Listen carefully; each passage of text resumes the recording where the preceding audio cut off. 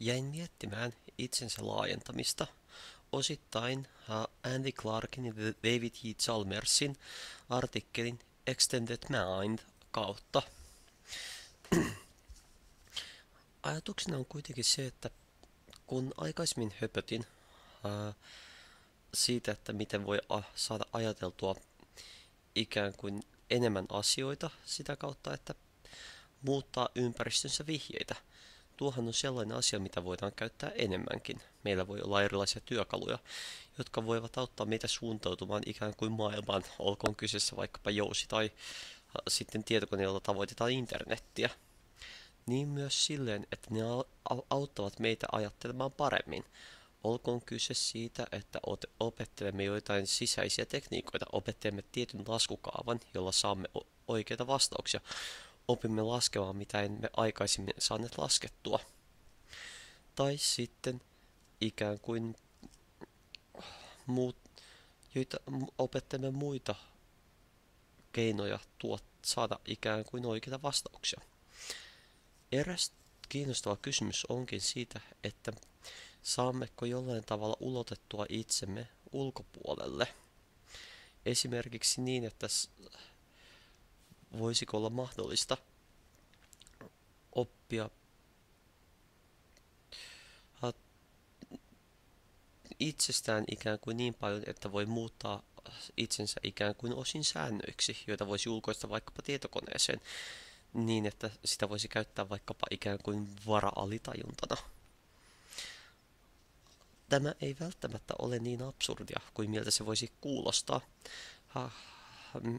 koska toisaalta pitkäaikainen työkalujen käyttö voi ikään kuin saada aikaan kokemuksen, että työkalu on osa ikään kuin itseä.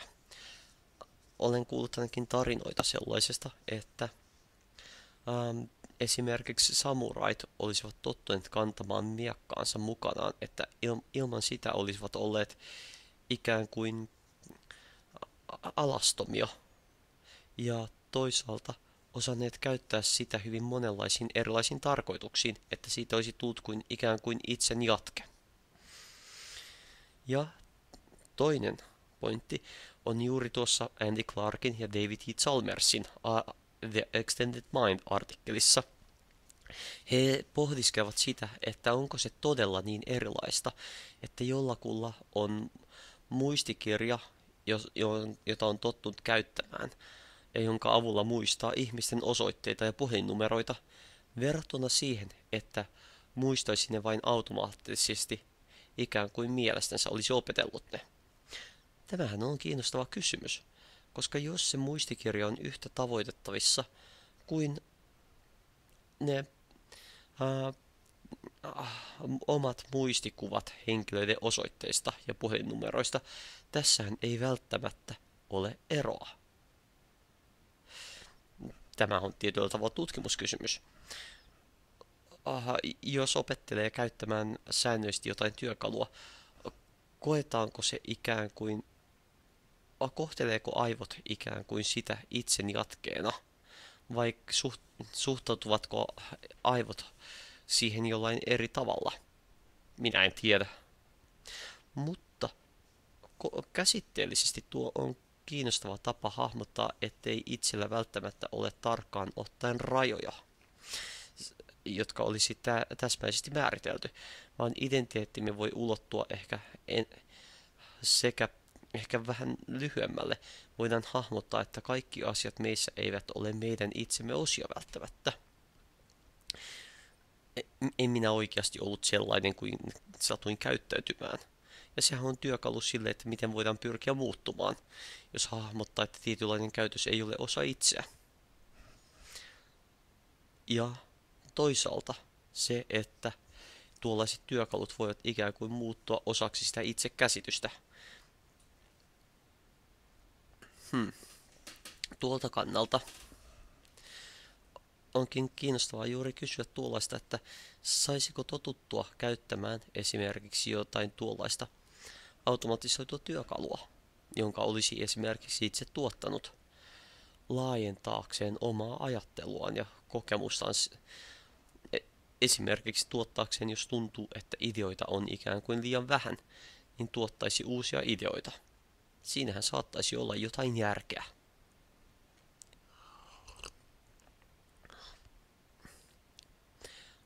Mutta niin, että ne jollain tavalla tuntuisivat ikään kuin omilta. Tämä on jotain, mitä minä olisin saattanut ajatella.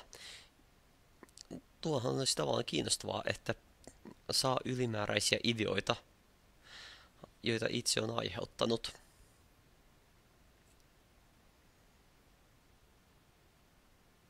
Hmm. Tuo jättää tosiaan miettimään sitä, miten tuollaisen saisi toteutettua.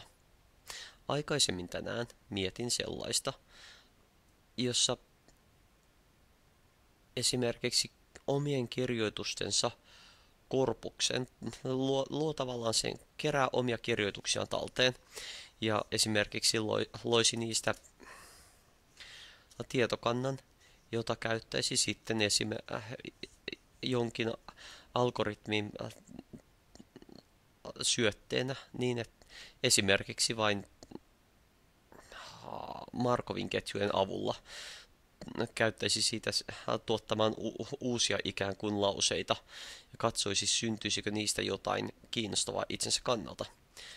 Toisaalta toinen vaihtoehtohan on, että jos tykkää ajatella jonkin ikään kuin teorian tai mallin kautta, niin koodaisi mallin ja siihen ikään kuin vaihtoehtoisia syötteitä ja katsoisi, onko joku tavallaan satunnaisesti tuotettu mallin mukaan hyväksyttävä vastaus sen, joka herättäisi itsessä jotain ajatuksia.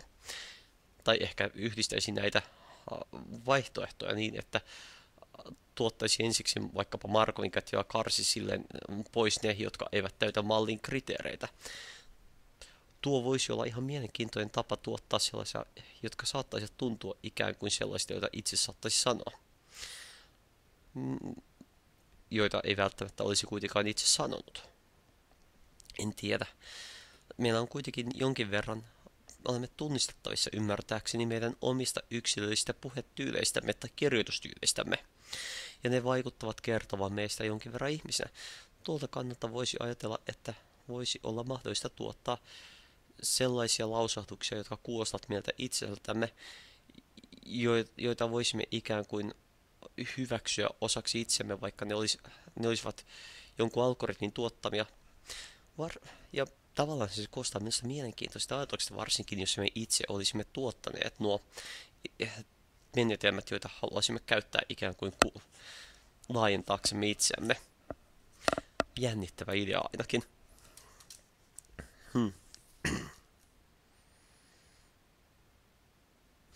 Ja tuohon voisi laittaa esimerkiksi nettisivulle, jos tapaa tehdä runoja tai mitä ikinä, niin sitten nettisivulle tulisi aina välillä, jotta voisi varoittaa, että hei, mitä mieltä olette, tämä on automaattisesti tuotettu. Ihan kiinnostava ideana, ehkä kokeilemisen arvoinenkin.